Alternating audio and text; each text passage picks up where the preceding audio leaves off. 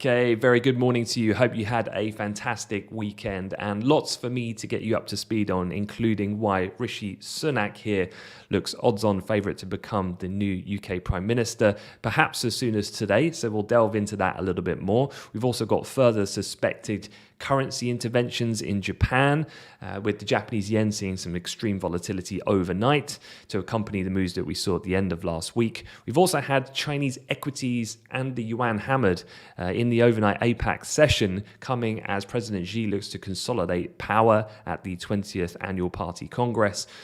Got 165 S&P 500 companies also reporting this week, including all of your mega cap tech names like Apple, Microsoft, Amazon, and so on. We've also then got a whole ton of data coming out this week. We've got the preferred measure of inflation for the Fed, core PCE numbers coming, as well as lots of other figures. At the moment, the market's still leaning heavily that the Fed will pull the trigger on the 2nd of November by another 75 basis points. And you also are expecting interest rate hikes to come from the likes of the ECB and the Bank of Canada. So let's delve into this UK political situation, talk about what is exactly going on. So with Johnson having pulled out, now it's really a two-horse race, but there's one who is in far more advantageous position right now, and that is the former Chancellor Rishi Sunak, who's had more than 150 Conservative MPs come out and formally back him, comparative to Penny Mordaunt, who's lagging at around 25. However, there is some suggestion that she might have a late push to get her over the line. If she doesn't, then Rishi becomes the Prime Minister de facto. Now, a few things to be aware of. If Penny Mordaunt can get above 100, what will happen here is there will be a debate in Parliament later on this afternoon. There'll be a secret ballot of Conservative MPs. They will then have their result at 6 p.m, which will give an indicative show of support for which candidate they are backing. That purely is indicative. It then means then that the two candidates, if they're still in the race at the end of today, will go to the Conservative membership, who will vote then for their next party leader online, results of which we'll get on Friday. At the moment, though, it's looking like none of that might even happen. Jeremy Hunt, who's the current UK Chancellor, has already come out, as well as lots of other senior and influential Conservative Party members, and have given their backing to Rishi Sunak. Chancellor Hunt himself has publicly done that in a Telegraph piece put out in the last 24 hours. How has sterling reacted? Well, in the recommencement of trade overnight, the pound initially popped up. However, that move has faded, and we're pretty much trading of where we were when we finished trade on Friday night. I think one of the main things to take away here is that while Rishi coming in and teaming up with Hunt might be a powerful combination for more kind of fiscal prudency, which will alleviate some of those anxieties that caused that big shakeout post the Liz Truss Kwarteng kind of mini budget situation.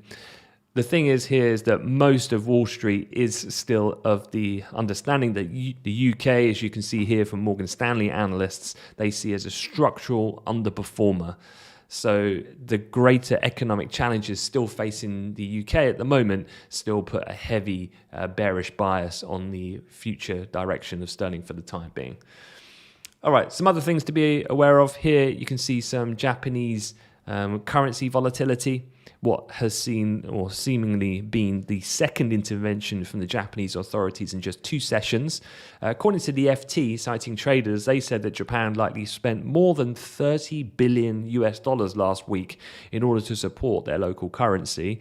Analysts said that move, because the move that we had at the end of last week was particularly large in size. You can see here we moved from around 152 all the way down to around 146.5, and that's a huge move. But as I said, 30 billion perhaps being used as firepower to create that type of magnitude response.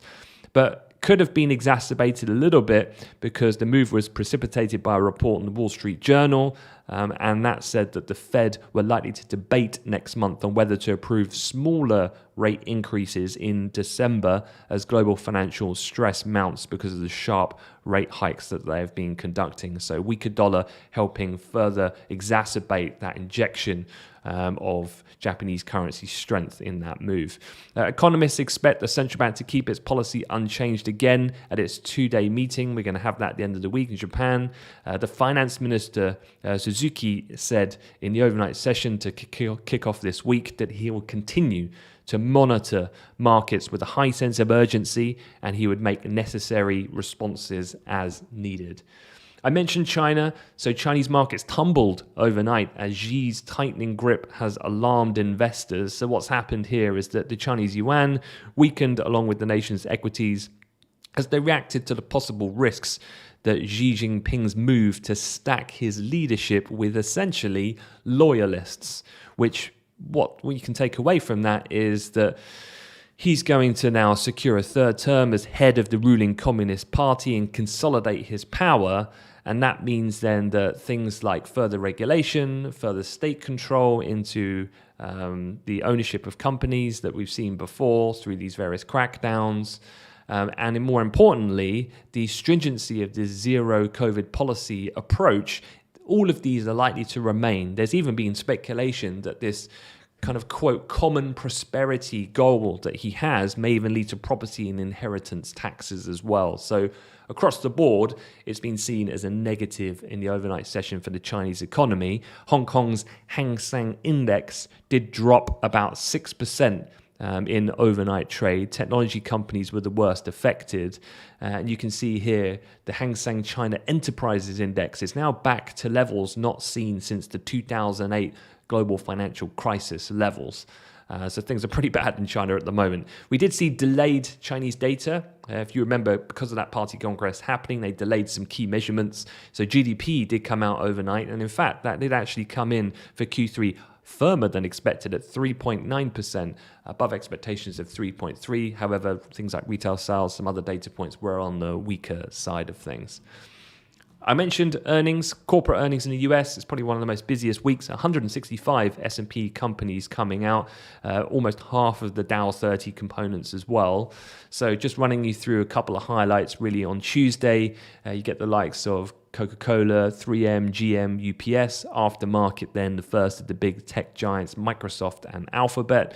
Wednesday, Boeing pre-market, Meta aftermarket. Thursday, you get the likes of Caterpillar, McDonald's, Merck pre-market, but Apple, Amazon, both coming out on Thursday. And then you get the oil majors in the form of Exxon and Chevron on Friday. Okay, taking a quick look at the calendar for this week, you get the global flash PMIs coming out for the Eurozone and for the US later on this afternoon. So far, just to give you a bit of a flavor, the European manufacturing flash PMI was weaker, 46.6, below the expected 47.8, particular weakness observed in the German figure. In terms of the services European level, that was in line with expectations at 48.2. German IFO comes out on Tuesday, always one quite closely watched by the market, but just given the situation with the energy crisis that's happening in Germany, given the direct impact of the dependency on Russia, that number likely to remain pretty depressed at this moment in time. And then Wednesday, you get the first of the major bank decisions. You've got Bank of Canada under pressure to hike by 75 basis points this time around, given the upside surprise that we had in inflation most recently. And then on Thursday, you've got US GDP. You've also got durable goods alongside the weekly jobless claims. And then you get the ECB interest rate decision, where markets are pretty much baked in for a 75 basis point rate hike again from the ECB. Eyes are going to be open to some of the other ongoing issues. So excess liquidity, quantitative tightening, and a terminal interest rate, of course, much like we view in the US. Where do rates now peak now that rates are rising is the key question. And then on Friday, you've got the core PCE numbers, personal income spending coming out of the US. You also get the likes of the flash GDP data in the Eurozone. So particularly heavy week on the US side of things.